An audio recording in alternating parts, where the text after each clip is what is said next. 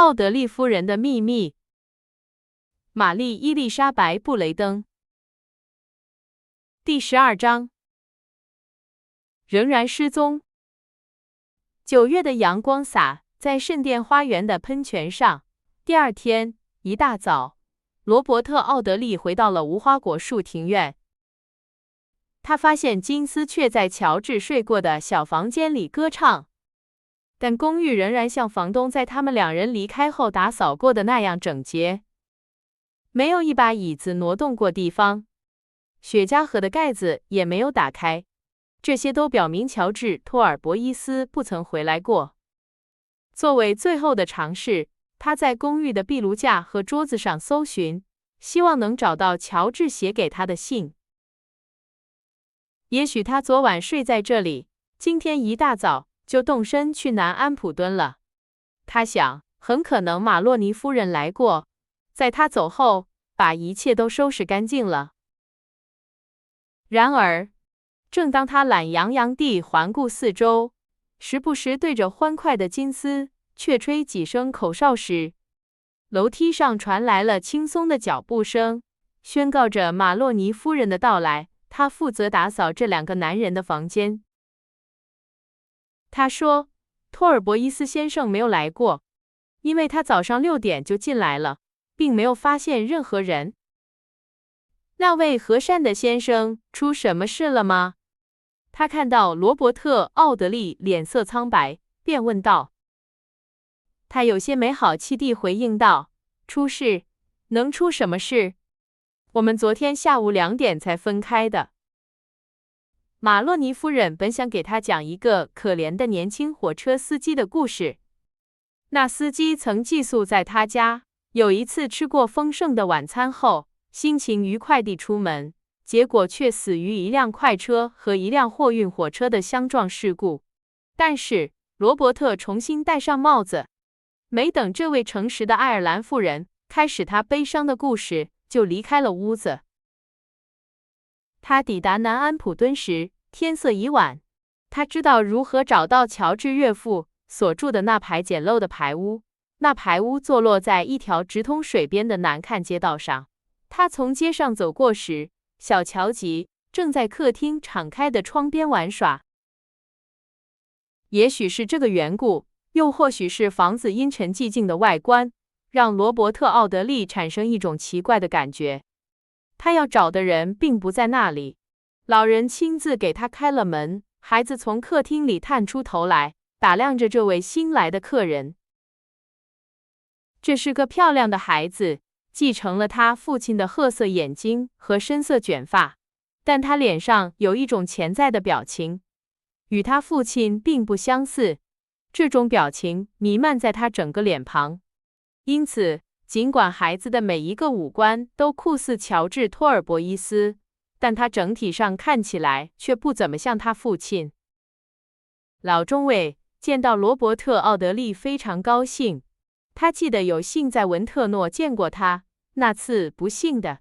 他揉了揉湿润的眼睛，以此结束了未说完的话。奥德利先生不进来吗？罗伯特走进了小客厅，家具陈旧肮脏，空气中弥漫着陈腐烟草和兑水白兰地的气味。孩子损坏的玩具，老人破碎的陶制烟斗，以及满是污渍和白兰地酒痕的旧报纸，都散落在肮脏的地毯上。小乔吉悄悄地走到客人身边，用他那双褐色的大眼睛偷偷地打量着他。罗伯特把孩子抱到膝上，把表链给他玩，同时与中尉说话。我想我无需问我此行的目的了，他说。我本希望在这里见到您的女婿。哦，您知道他要来南安普敦吗？我知道他要来吗？罗伯特似乎又乐观起来。那么他在这里？不，他现在不在这里，但他来过了。什么时候？昨晚，他乘邮政列车来的。他立刻就走了吗？他在这里待了不过1个多小时。天哪！罗伯特叫道，这个人可真让我白白担心了一场。他有什么打算？那么您不知道他的打算？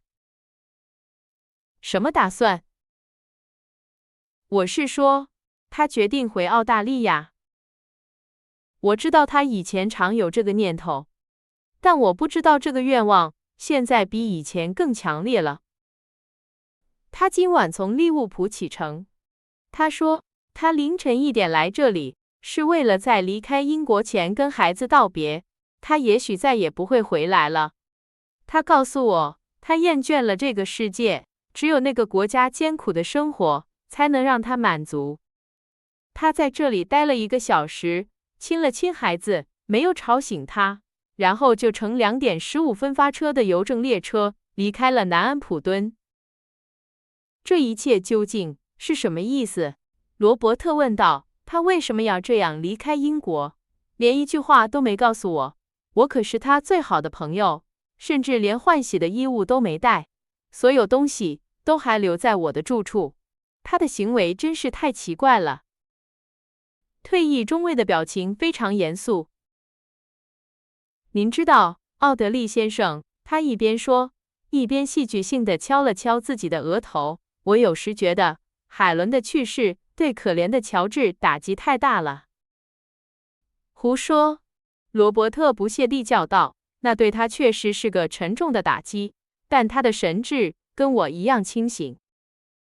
也许他会从利物浦给您写信，乔治的岳父说。他似乎想减轻罗伯特对他朋友行为的愤慨。他应该写信，罗伯特严肃地说，我们从伊顿公学起就是好朋友了。乔治·托尔伯伊斯这样对我，太不够朋友了。然而，他说出这句责备的话时，心中却感到一阵奇怪的内疚。这不像他，他重复道，这不像乔治·托尔伯伊斯。小乔吉听出了这个名字。我就叫这个名字，他说。我爸爸也叫这个，那位高个子先生。是的，乔吉，你爸爸昨晚来过，趁你睡着的时候亲了你。你记得吗？不记得。孩子摇着他那张满卷发的小脑袋回答。你一定睡得很沉，乔吉，所以才没看见你可怜的爸爸。孩子没有回答，但过了一会儿，他凝视着罗伯特的脸，突然问道：那位漂亮的太太呢？什么漂亮的太太？前些时候常来的那位漂亮的太太。他指的是他可怜的妈妈。老人解释说。不够费心。孩子坚定地纠正道，不是妈妈。妈妈总是在哭。我不喜欢妈妈。乔吉，别说了。但是是真的，她也不喜欢我。她总是在哭。我说的是那位漂亮的太太，那位衣着华丽、送我金表的太太。她指的是我以前一位上尉的妻子，一位非常好的女士。她很喜欢乔吉，送了他一些漂亮礼物。我的金表呢？我要把金表拿给这位先生看。乔吉哭闹着说。我拿去清洗了，乔吉。他祖父回答。老是在清洗。孩子抱怨道。表很安全，我向您保证，奥德利先生。老人抱歉地低声说，同时掏出一张当票的票根给罗伯特看。票根上写着莫迪莫上尉的名字。手表、镶钻，11英镑。我常常手头拮据，奥德利先生，老人承认道，我的女婿待我非常慷慨，但是其他人，奥德利先生，而且他们对我很不好。他说着，用悲伤而急切的语调擦去几滴真实的眼泪。来吧，乔吉，小家伙，该上床睡觉了。跟爷爷走。请原谅我1刻钟，奥德利先生。孩子顺从地走了。在房门口，老人转过身，看着他的客人，用不满的口气说道：“奥德利先生，我晚年生活的地方实在太寒酸了。我做出了很多牺牲，现在也还在做，但他们待我太刻薄了。”罗伯特·奥德利独自一人在昏暗的小客厅里，双臂交叉，茫然地盯着地板。这么说，乔治走了。他回到伦敦后，也许会收到一封解释他动机的信，但看样子他再也见不到他的老朋友了。想想我为他操了多少心。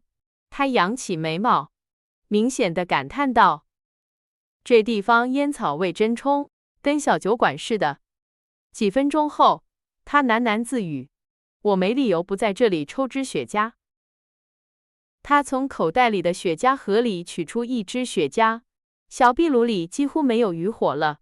他环顾四周，想找点东西点燃雪茄。壁炉前的地毯上有一张揉皱了的、烧了一半的纸片，他捡起来，为了让它更容易点燃而把它弄平，然后反向折叠。就在这时，他漫不经心地看着纸上的字迹，一个名字的一部分吸引了他的注意，一个他一直在思索的人的名字的一部分。他把纸片拿到窗边，对着光仔细查看。那是一张电报的一部分，上半部分烧毁了，但最重要的部分，即电文本身，却完好无损。博伊斯昨晚抵达，乘邮政列车前往伦敦，再从那里转赴利物浦，并将从该港口启程前往悉尼。日期、发件人姓名和地址都随着抬头一起烧掉了。罗伯特·奥德利脸色变得像死人一样苍白，他小心地折好纸片，夹在笔记本里。天哪！他惊呼道，这到底是什么意思？我今晚就去利物浦，看看能不能在那里查到些什么。